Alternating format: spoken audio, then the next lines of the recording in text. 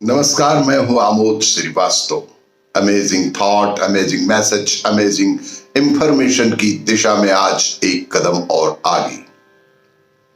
आज के इस दो चिंतन का विषय है प्रेम। प्रेम शब्द का अर्थ होता है और दूसरा है मां की सीख।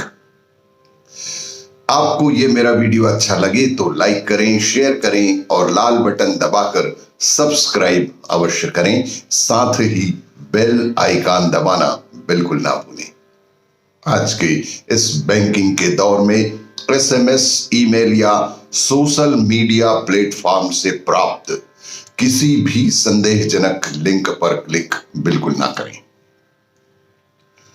आरबीआई कहता है जानकार बनिए, सतर्क रहिए।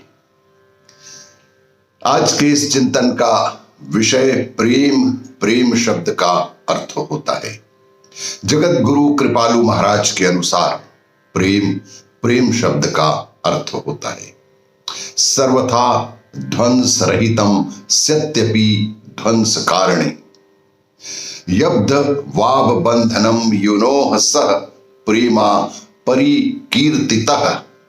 ये परिभाषा भक्तिर सामृत सिंधु में महारसिकों ने की है कि प्रेम के नष्ट होने का कारण हो फिर भी प्रेम नष्ट ना हो, उसको ही प्रेम कहते हैं। हमारे संसार में जितना प्रेम है वे स्वार्थ पर आधारित है। हमारे स्वार्थ की सिद्धि जितनी लिमिट में हो, जहां होने की आशा होती है, उतनी ही सीमा में वहां मन का प्यार हो जाता है। प्राकृतिक तौर पर अगर हमें आशा है कि 100% स्वार्थ सिद्ध होगा तो 100% प्रेम ले लो, और अगर दूसरे दिन आधा आशा रह जाए तो प्रेम घटकर आधा हो जाता है।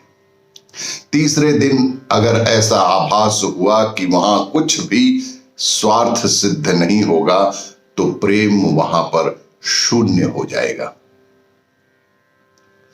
ये मां बाप, बेटा, स्त्री, पति, सबका प्यार इसी प्रकार अप डाउन दिन भर होता रहता है। तो संसार में प्रेम नहीं हो सकता क्योंकि वो स्वार्थ पर आधारित है, और स्वार्थ तो परिवर्तनशील होता है। तो प्रेम की परिभाषा है कि प्रेम नष्ट होने का कारण हो और फिर भी प्रेम नष्ट ना हो, वही सच्चा प्रेम है। गौरांग महाप्रभु ने प्रेम की परिभाषा बताई प्रैक्टिकल।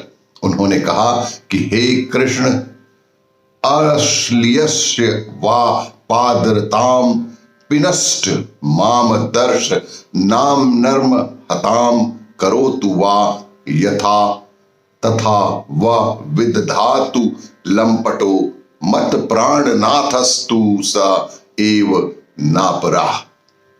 अर्थात प्रेम शब्द का ही अर्थ होता है, जिसे निस्वार्थ हो वही सच्चा प्रेम होता है। आज के इस दूसरे चिंतन का विषय मां की सीख। ईश्वर चंद विद्यासागर के बचपन की यह एक सच्ची घटना है। एक सवेरे उनके घर के द्वार पर एक भिखारी आया। उसको हाथ फैलाए देख उनके मन में करुणा उमड़ी। वे तुरंत घर के अंदर गए और उन्होंने अपनी मां से कहा कि वे उस भिखारी को कुछ दे दें। मां के पास उस समय कुछ भी नहीं था सिवाय उनके कंगन के। उन्होंने अपना कंगन उतारकर ईश्वरचंद विद्यासागर के हाथ में रख दिया और कहा, जिस दिन तुम बड़े हो जाओगे उस दिन मेरे लिए दूसरा बनवा देना। अभी इसे बेचकर जरूरतमंदों की सहायता कर दो। बड़े होने पर ईश्वरचंद विद्यासागर ने अपनी पहली कमाई से अपनी मां के लिए सोने के कंगन बनवा कर ले गए और उन्होंने मां से कहा, मां, आज मैंने बचपन का तुम्हारा वो कर्ज उतार दिया है।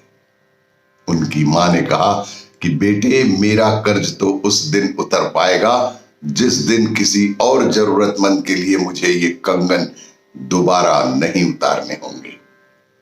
मां की सीख ईश्वरचंद विद्यासागर के दिल को छू गई और उन्होंने प्रण किया कि वे अपना जीवन गरीब दुखियों की सेवा करने और उनके कष्ट हरने में ही व्यतीत करेंगे। और उन्होंने अपना सारा जीवन ऐसा ही किया। महापुरुषों के जीवन कभी भी एक दिन में तैयार नहीं होते। अपना व्यक्तित्व गढ़ने के लिए वे कई कष्ट और कठिनाइयों के दौर से भी गुजरते हैं। और हर महापुरुष का जीवन कहीं ना कहीं अपनी मां की शिक्षाओं से बेहद प्रभावित भी होता है। यही जीवन भर के लिए मां की सीख होती है।